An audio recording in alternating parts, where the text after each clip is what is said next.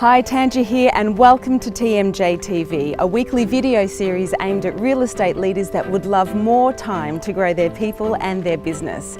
Did you know that leaders spend up to 80% of their time navigating the people, performance and productivity issues within the business? Now this means their focus is off recruiting for results, delivering strategies for success and gaining the market share that they desire. Well, I'd love to help. Every single week I'm going to share insights and free downloadable tools to help you and your people achieve your success in the least amount of time. I hope you enjoy this next episode of TMJ TV.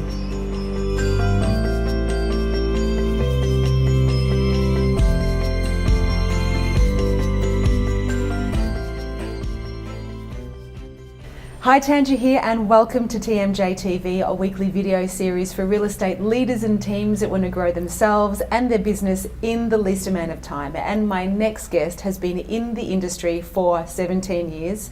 He has been nominated and won the REB Thought Leader of the Year for 2016, and Starr Partners, who he is the CEO of, also won the Innovator of the Year for 2013, 2014 and 2015. It is my absolute pleasure to sit with Douglas Driscoll, who I now can call Doug. Yes. Because we go way back. We do, yeah. All about half an hour ago. We're good friends now. We are. So Doug, thank you so much for joining me here at the beautiful venue, because we've just done a training for around 120 of your team, being all about it's rapport that opens more doors. Yep. So that was fun. Thanks for the opportunity. Thank you. It was fantastic. My pleasure. So we're here to talk about all things leadership. And I want to start by, because you're the CEO of Starr Partners. You have 250 people in your business, 30 offices. How many principals? If you include multiple principals, it's about 48. 48, okay, great. So a significant team and a lot of leaders. First of all, I want to hear from you, what is your definition of leadership? Well, there's many definitions of leadership, but I suppose a simplistic form for me is when you have a vision and you execute that vision. And I think also it's about leading by example, quite frankly.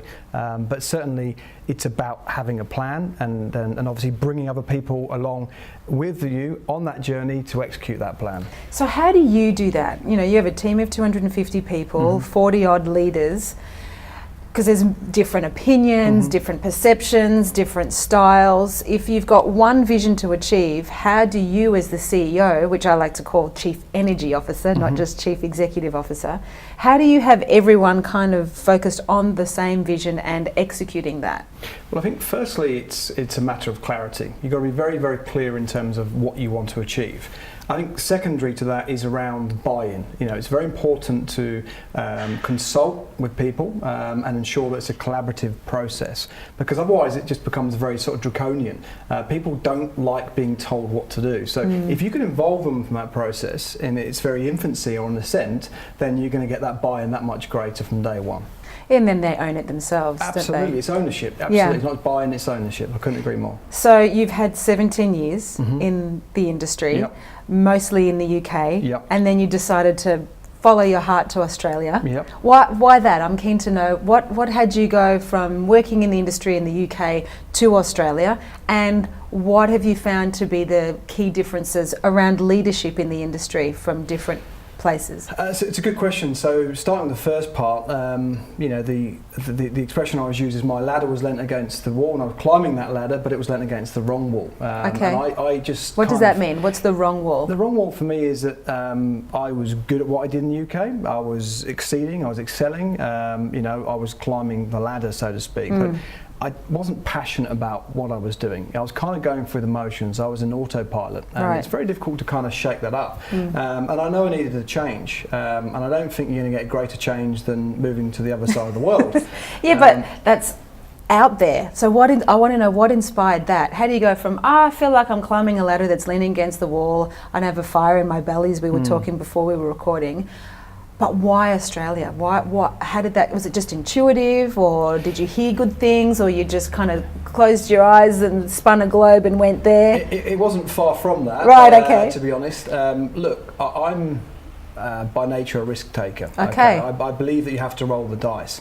If you want to achieve anything in life, you do have to take the odd risk. That doesn't mean I go to the casino on Saturday night and put my life savings on black, by the way. Okay. They are calculated risks, but for me, I kind of thought, well, what's the worst can happen? And I assessed that quite analytically. I looked at it and went, well, if it doesn't work out, then I can always move back again. So I really wanted to give it a go, and I really wanted to challenge myself first and foremost, because again, I could have moved to a different company, I could have moved to another city within the UK, but I probably wouldn't have that sense of challenge. And when you give up and perhaps abandon everything you know, and all those kind of habits and all those creature comforts, and you go out on your own to a place where you don't know anybody or you don't know anything, and they don't know you, by the way, I don't think you're going to find a bigger challenge than that.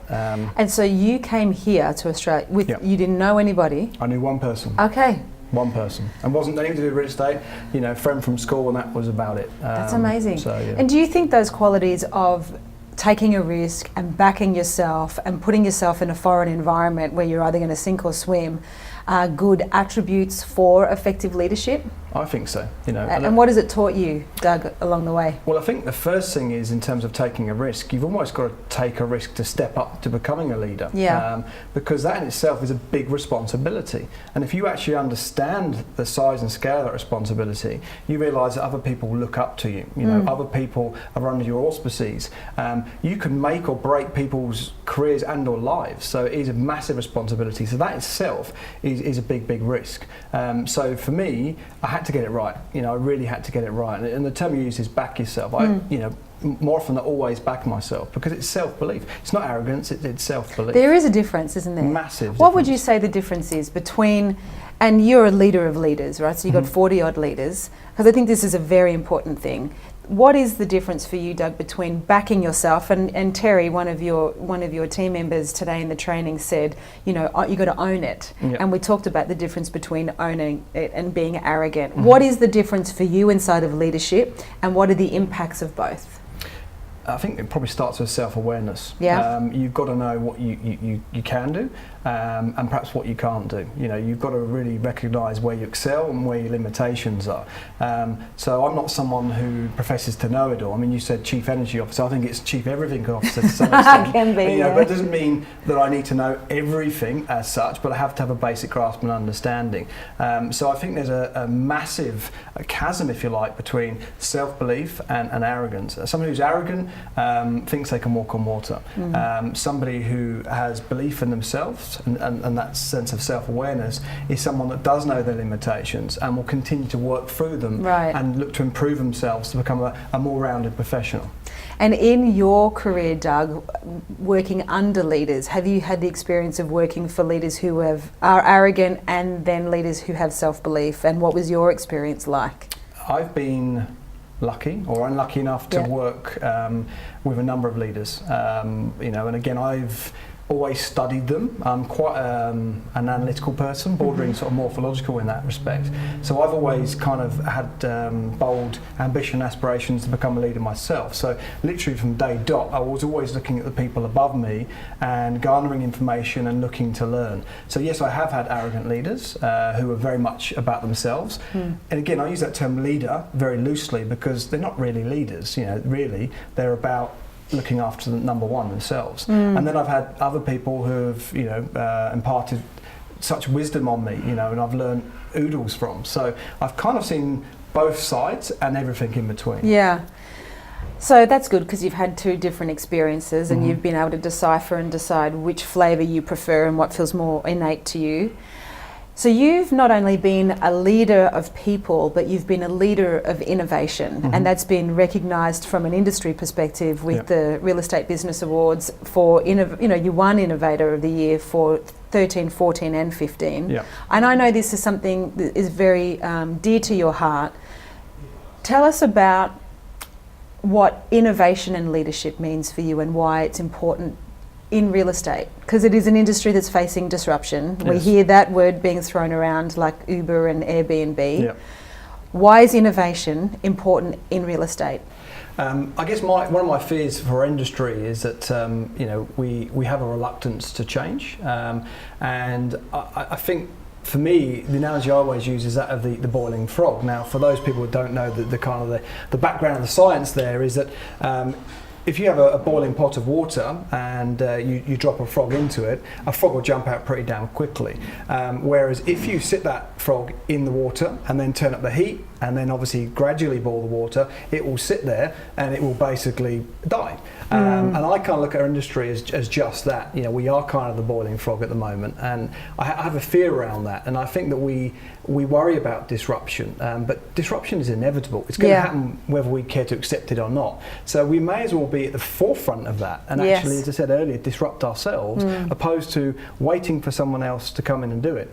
My sincerest fear, however, is that of disintermediation, because disruption is one thing, disintermediation is something altogether. And what do you mean by disintermediation? Disintermediation is where essentially you cut out the middleman. Right. So unless we improve what we do, we're not going to be relevant and demonstrate anymore. value, you know, because everyone knows that in the absence of value, price becomes a consideration. So I think we really need to heap on that value, have a very basic grasp and understanding of what we do and how we do it. Then we need to be able to articulate that to people, because that's the issue at the moment. You know, fees are tumbling across the country, and that's because actually we don't demonstrate to consumers. Now we've got a number of these new players coming into our marketplace. I quite welcome these guys because they actually give us a bit of a shake-up. Yeah, but keeps us honest frogs it in the does. water. But you know what we can do? We can do one or two things. We can sit there, we can sling mud in their direction, or we can go, geez, this is a kick up the backside that we need as an industry.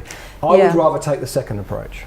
So what I can hear there is, something that I like to share, which is that we can play in two circles. Our circle of concern, talking about all the things outside of our control, which gives us access to making excuses, or our circle of influence, which is, okay, that's happening and cool, how can we make a difference, increase our value and articulate that value, which is what you're alluding to. Like, acknowledge it's happening, but don't lose sight of your own backyard and who's playing in your backyard, and get our focus here.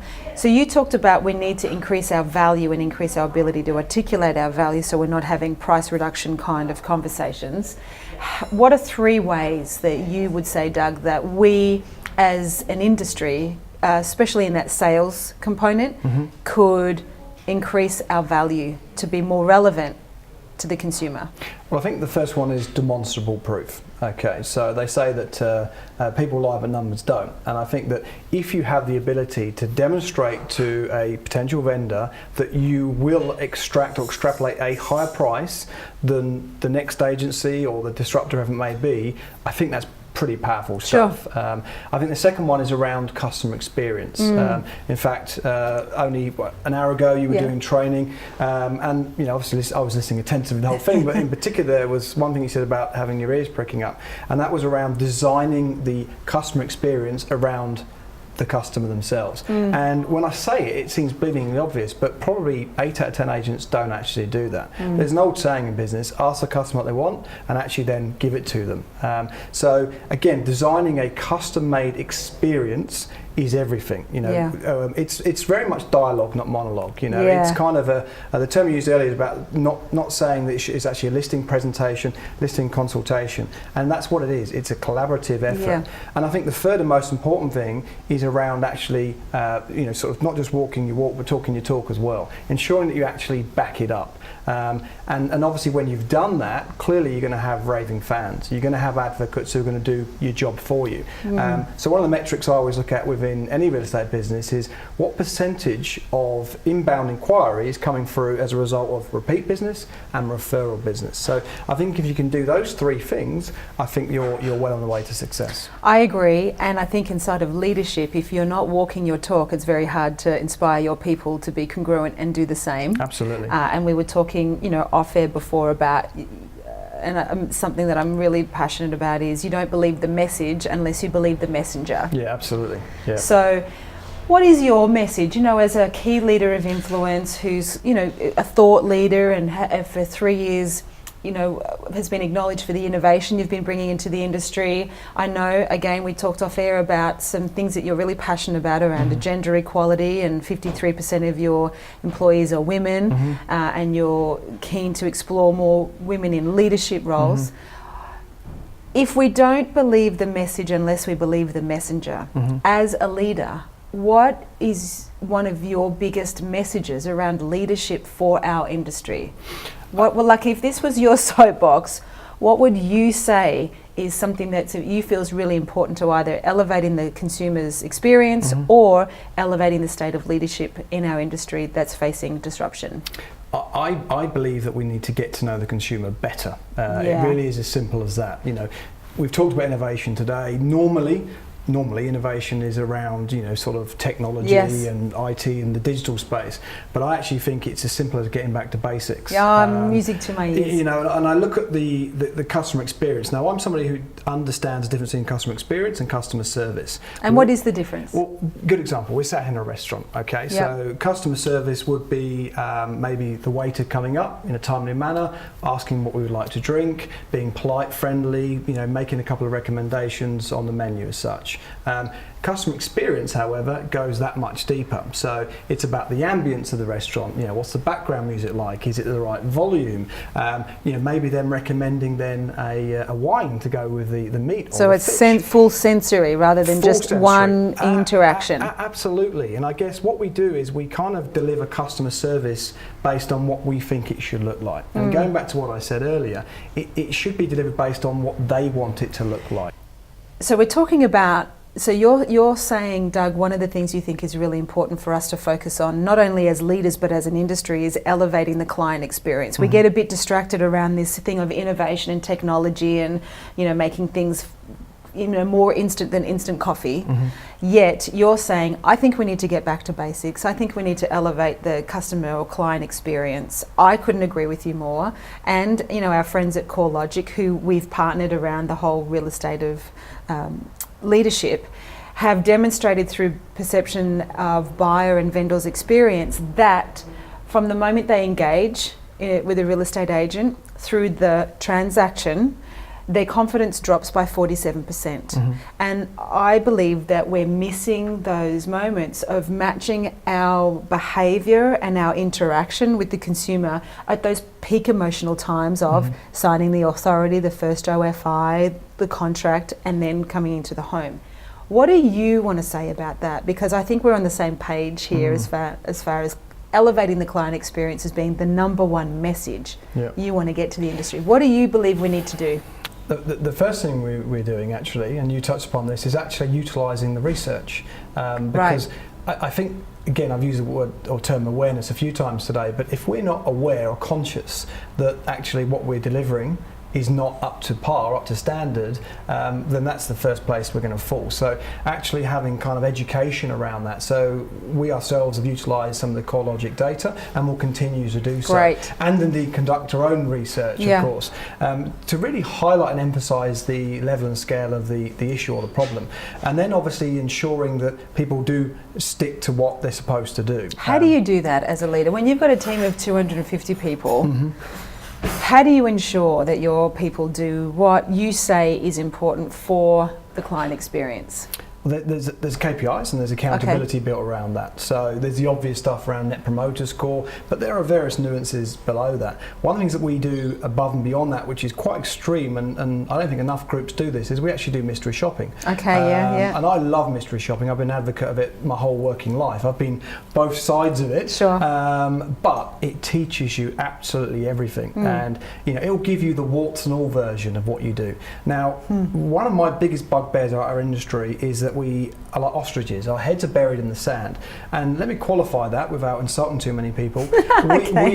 We have this propensity to want to hear good feedback. When what we should be doing is just asking for feedback. There's a massive difference between the two. So you know we've got to stop fishing for compliments, and we've got to really start asking the hard-hitting questions. And when someone gives us negative feedback or constructive criticism, we've got to basically step up and react to it in an appropriate manner. Now, I cannot stand receiving negative feedback. I don't know too many people. You're who can. human. I am human. Yes. Yeah, just about. Some people say I'm not though. But the reality there is that, you know, if I look at myself, I don't like it. But when I get over myself and I get over my own ego and I've licked my wounds, I kind of look at that, take it on board, and then, you know, reconstruct, you know, what it is I do and how I do it. And I think as an industry we've got to do that a lot better, because you've got sites like Rate My Agent and the rest of it, all of which have a place, but, you know, again, it's really just fishing for compliments, and they have a place, but they have a place in marketing, and that's what that's about. So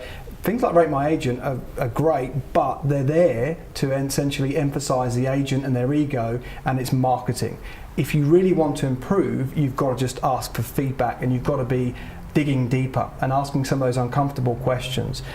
And actually, perhaps you shouldn't even be asking that yourself, because if I asked you now your feedback on me and how I performed in this interview, you may or may not decide to be kind. But if somebody else was to ask, then the reality is that third party has that sense of arm's length, that impartiality, and actually you're going to get the honest version of the event, opposed to I'm going to sugarcoat it because I don't really want to hurt your feelings. So there's a massive difference. There is a massive difference, and what I can hear in what you're saying, Doug, is this is the difference between being liked and leading. Yep. And I do believe that it is a fundamental skill set to effectively give feedback, positive and constructive feedback. And this is something that not every leader has been taught how to do, because we all work with the best intentions, but sometimes we say something and it doesn't land the way we want it to land.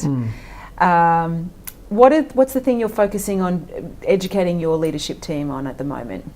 Again, we've touched upon it, you know, an understanding of the client is the absolute front and centre of everything you do.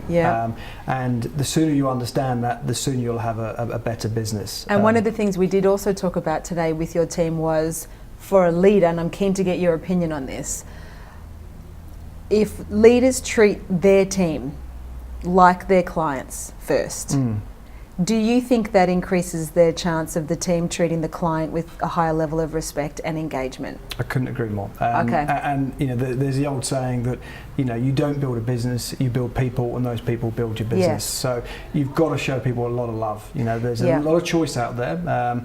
You know, people can choose to work for any agency. Why you? And I think that starts with a sense of appreciation. And that appreciation, again, you know, has different facets to it, if you like. But I think just giving them your time, your effort, your commitment and dedication, and showing them the love and showing them the support. I mean, today, you know, there was 120 people in that room. The fact that they've got invited there, and their principles are invested in them and their future. And I think there's this kind of flippant attitude sometimes in our industry about, I don't want to spend too much time, and what's the old saying about, you know, what if I train them and they leave, or what if you don't train them and they stay? But I think that it's just an absolute unwavering commitment, and they will repay that. They will be loyal, and they're far more inclined to stay with you through the good times and the bad. True, because if as leaders we are just focusing on the end user and then bypassing this beautiful resource called our team, then we kind of don't feel valued or appreciated, and the you know, external groups can become attractive if they are showing appreciation. So I can hear one of the things you value as the CEO of Starr Partners is that your people feel appreciated genuinely and valued for the work that they do and the contribution that they are. And you believe that if we do that, it'll have a ripple effect in the consumer's end result. And you know, I'm not under any misillusions. I'm somebody who sits in an ivory tower. You know, I am not my business. Those people on the front line are my business. You know, they are the ones that make or break our reputation. So for me, they are far more valuable to the brand active Starr Partners than what I am. You know, because, you know, I can sit here and do a broadcast to the industry, but, you know, again, I wouldn't be sat here today if it wasn't for those people. So a genuine understanding and appreciation of them, and just a commitment to, you know, their well-being, and indeed their professional development, and that genuinely wanting to see them do well for them, not necessarily for you yourself. Sure, and like we said before, you don't believe the message unless you believe the messenger. So we're having a look at the key insights from the data that we've done with CoreLogic around the real estate of leadership in the industry, and I asked you before we pressed the green light to pick which one do you think is the one that we as an industry really need to focus on the most, and why? There's a couple of standouts there, but the one for me is the 82% of principals feel qualified to lead their business. Yes. I would challenge them on that and say, well, what does qualification look like for you? Because there's an old saying that, good chef doesn't make a good restaurateur. So are you qualified genuinely? And what does that mean? Well, that's right. But I think first and foremost it starts with your own professional development. Do you know how to manage teams? Do you know how to lead people? What levels of empathy do you demonstrate? And if it's not enough, what are you doing to work on improving and increasing that? I mean, there are so many things involved in running a business. I mean, there are 1,001, and you can't be expected to be experts in all, but are you constantly looking to improve in every way, every day? So I think in terms of what qualifies you, I think you can't kid yourself. I think you've got to be really raw and really honest, and you've got to look in the mirror and you've got to say, I could or should be doing this different, or I could or should be doing this better. So there are some wonderful leaders across our industry, fantastic in fact. But like myself, we can all really challenge each other to continue to get better. Yeah. So what do you do, Doug, to continue to elevate your leadership? I guess I have an expression that minds are much like parachutes. They work much better when they're open, and I remain open-minded to anything and everything. And I also realise that learning is all around us. Sometimes there's this erroneous view or misconception that you lead from people who are maybe even more senior than you, whether it be in life or experience or business. Actually, you can learn from absolutely everyone. Leadership is top to bottom and back again. So just having an open mind, always being switched on as well. What does that mean? So, you've got to be like a police officer, never off duty. You're literally learning and trying to garner things from absolutely... So Sergeant Sponge. You just absolutely, There's your new avatar, Doug. Well, that's right, if the hat fits. But from my point of view, as I said, just being constantly switched on and wanting to learn. Right. The moment that you stop learning, because education is not static, okay? Yeah. It's always evolving, always changing. There's always something new we need to learn. But the moment you think you know it all, well, that's the moment you start going backwards. And I just cannot stress that enough. And I sometimes think I'm a know-it-all, and then I kind of have a moment of quiet reflection, and then I go, actually, I don't know nothing. I've got it could another 10 lifetimes, and I still wouldn't know enough. Yeah. So that's the philosophy. You haven't arrived anywhere, and if you do have the privilege of wearing the title of a leader, don't think you've arrived. Remain an eternal student, and don't underestimate what you can learn from your people, no matter where they sit in the chain of hierarchy in your business. And what's interesting as well about education, and then this is something that you know better than anybody, is the implementation schedule. Yes. So again, we've had 120 people in a room. You delivered a fantastic presentation. Feedback was wonderful. But what happens now? So that I want to ask you before we wrap up, what does happen now? Because what tends to happen when we do training is our motivational pilot light is temporarily lit. We've filled our workbook with lots of notes with great intentions to action some or one of them, and then we close the book, we go out and we get on our phone and life continues, and we go, what training? We've had this conversation around, okay, what happens now? So as the CEO of a real estate group who has invested in some training for 120 people, what is your implementation strategy, and what would you recommend to other groups out there that are investing in training, because this industry has no shortage of it? What will you do now to make sure that what was shared today will get implemented at least one step at a time? Well, I think firstly, you're absolutely spot on. Training needs landing gear. Yes. And I think the first thing that should happen, so in their individual silos or teams, they should go away and they should have a debrief, whether it be this afternoon if convenient, if not, maybe tomorrow morning, and actually sit around as a group and actually talk about what it was they perhaps listened to or learned from today's session. Then obviously take away maybe 2 or 3 things there that perhaps the most important that will have the biggest impact or difference into that business.